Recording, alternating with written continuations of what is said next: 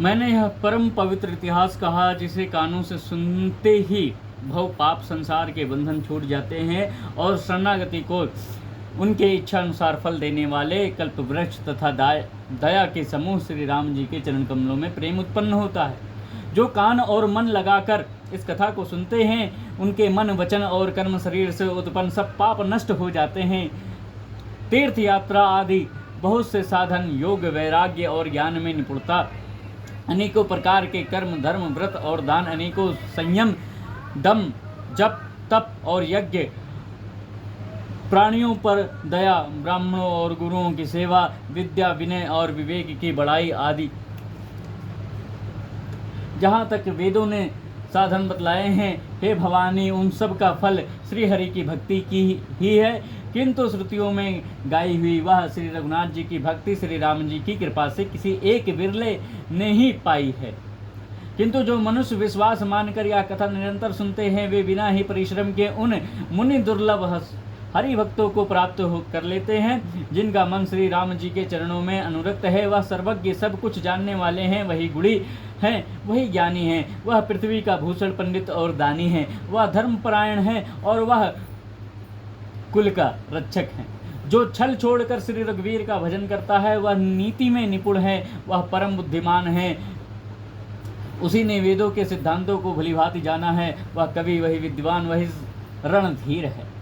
वह देश धन्य है जहाँ श्री गंगा जी है, वह स्त्री धन्य है जो पवित्रता धर्म का पालन करती है, वह राजा धन्य है जो न्याय करता है, वह ब्राह्मण धन्य है जो अपने धर्म से नहीं डिगता, वह धन्य है जिसकी पहली गति होती है, जो दान देने में व्यय होता है, वह बुद्धि धन्य है और परिपक्व है जो पुण्य में लगी हुई है, वह घड़ी धन्य है जो सत्संग हो, वह जन्म धन्य है जिसमें ब्राह्मण की अखंड भक्ति हो। धन की 3 गतियाँ होती है, दान, भोग और नाश। दान उत्तम है, भोग मध्य है और नाश नीच गति है। जो पुरुष ना दान देता है ना भोगता है उसके धन की तीसरी गति होती है। हे उमा सुनो, वह कुल धन्य है, संसार भर के लिए पूज्य है और परम पवित्र है, जिसमें श्री रघुवीर परायण अनन्य राम भक्त विनय पुरुष उत्पन्न होते हैं। मैंने अपनी बुद्धि के अनुसार यह कथा कही, यद्यपि पहले इसको छिपा कर रखा था। जब तुम्हारे मन में प्रेम की अधिकता देखी तब मैंने श्री रघुनाथ जी की यह कथा तुमको सुनाई। यह कथा उनसे ना कहनी चाहिए जो सठ धूर्त हों, हठी स्वभाव के हों और श्री हरि की लीलाओं को मन लगाकर ना सुनते हों, लोभी, क्रोधी और कामी, जो चराचर के स्वामी श्री रघुनाथ जी को नहीं भजते।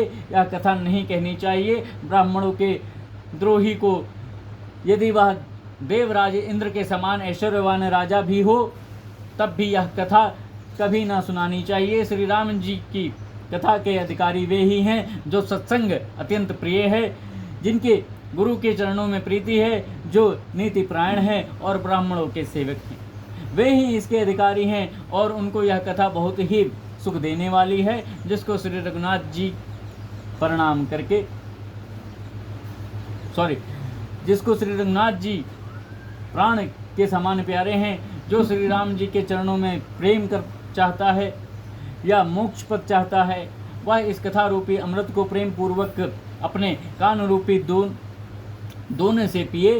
हे गिरिजे, मैंने कलयुग के पापों का नाश करने वाले और मन के मल को दूर करने वाले राम कथा का वर्णन किया। यह राम कथा संसत्र जन्म मरण रूपी रोग के नाश के लिए संजीवनी जड़ी है।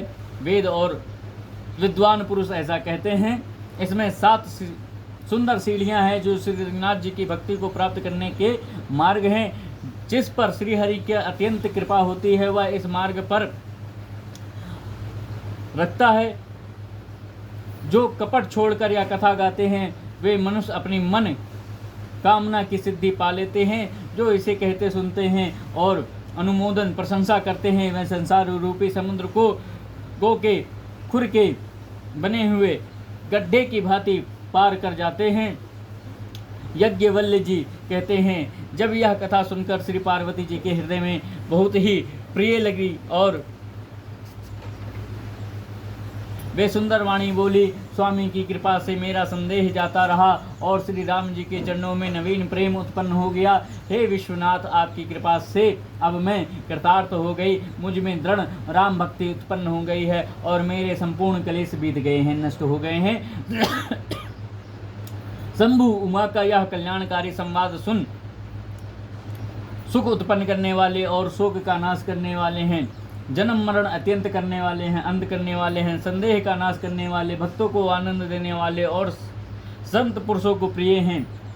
जगत में जो रामोपासक है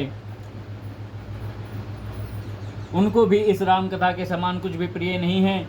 श्री राम जी की कृपा से मैं यह सुंदर और पवित्र करने वाले चरित्र अपनी बुद्धि के अनुसार गाया है।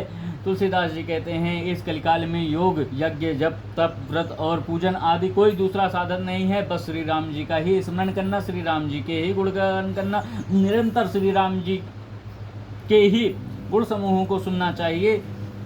पतितियों पवित्र करना, जिनका महान प्रसिद्ध बाना है, ऐसे कवि वेद, संत और पुराण गाते हैं। रे मन, कुटिलता त्याग कर उनको ही भज, श्री राम जी को भजने से जिसके परम गति नहीं पाई। अरे मूर्ख सुन, पतितियों भी पावन करने वाली श्री राम को भजकर किसने परम गति नहीं पाई। गणिका, अजामिल, व्याधि, गीद, गज आदि बहुत से दुष्टों को उन्होंने तार दिया। आभिर, यवन, किरात, खस, स्वपच, चंडाल आदि जो अत्यंत पाप रूपी हैं, वे भी